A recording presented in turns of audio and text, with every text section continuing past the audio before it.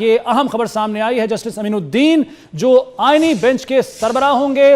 Chief justice یحییٰ آفریدی کی سربراہی میں جوڈیشل کمیشن کا اجلاس چل رہا تھا، یہ اجلاس ختم ہو گیا اور اس اجلاس سے جو خبر سامنے آئی ہے وہ جسٹس امین الدین کے حوالے سے ہے کہ انہیں آئینی بینچ کا سربراہ بنانے کا فیصلہ کر لیا گیا۔ آئینی بینچ جو کہ 26ویں آئینی ترمیم میں جس کی منظوری دی گئی تھی، اور اب جوڈیشل کمیشن کے اجلاس کے ختم ہونے کے بعد یہ اطلاع سامنے آئی ہے کہ آئینی بینچ کے سربراہ ہوں گے جسٹس امین الدین، چوتھے نمبر کے یہ سینئر جج، اور یہ ہوں گے آئینی بینچ کے سربراہ۔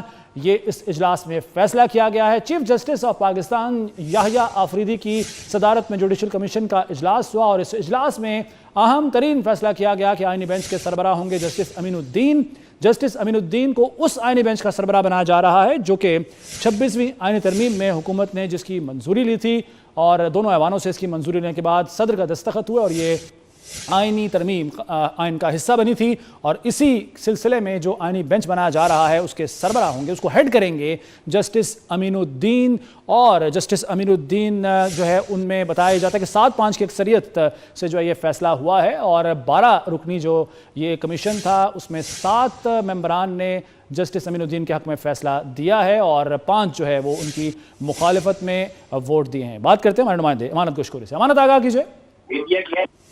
جی، جوڈیشل کمیشن کا جو اہم اجلاس ہے وہ آپ سے کچھ دیر قبل ختم ہو چکا ہے۔ چیف جسٹس یحییٰ آفریدی کی زیر صدارت ہونے والے اجلاس میں اہم فیصلہ کیا گیا ہے کہ جو آئینی بینچ ہوگا اس کی سربراہی جسٹس امین الدین خان کریں گے، جبکہ کل 7 ججز جو ہیں ابتدائی طور پر وہ آئینی بینچ میں شامل کیے گئے ہیں۔ ہر صوبے سے جو ہے 2 ججز اس آئینی بینچ کا حصہ ہوں گے۔ یہ آج کے جوڈیشل کمیشن اجلاس میں فیصلہ ہوا ہے، اور ذرائع کے مطابق 7 ممبران نے جو ہے وہ جسٹس امین الدین خان کے حق میں فیصلہ دیا، جبکہ 5 جو جوڈیشل کمیشن کے ممبران تھے انہوں نے جسٹس امین الدین خان کی مخالفت کی ہے۔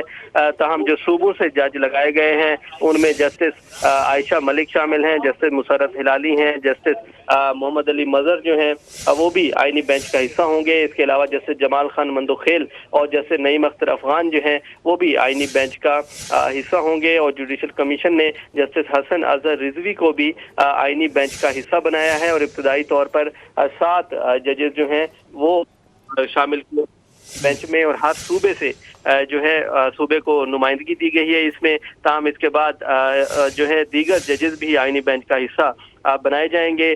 تاہم آج کے جو اہم اجلاس تھا اس میں آئینی بینچ کا جو سربراہ ہے وہ جسٹس امین الدین خان کو بنانے کا فیصلہ کر لیا گیا ہے، اور جسٹس امین الدین خان کی سربراہی میں 6 سپریم کورٹ کے دیگر ججز ہوں گے جو کہ آئینی بینچ کا حصہ ہوں گے، اور جسٹس امین الدین خان آئینی بینچ کی سربراہی کریں گے۔ آپ نے کہا کہ ابھی 7 ہیں فی الحال ججز، اور ان میں اضافہ ہو سکتا ہے، تو کل کتنے ججز ہوں گے اس آئینی بینچ میں؟ یہ کچھ تعداد سامنے آئی ہے؟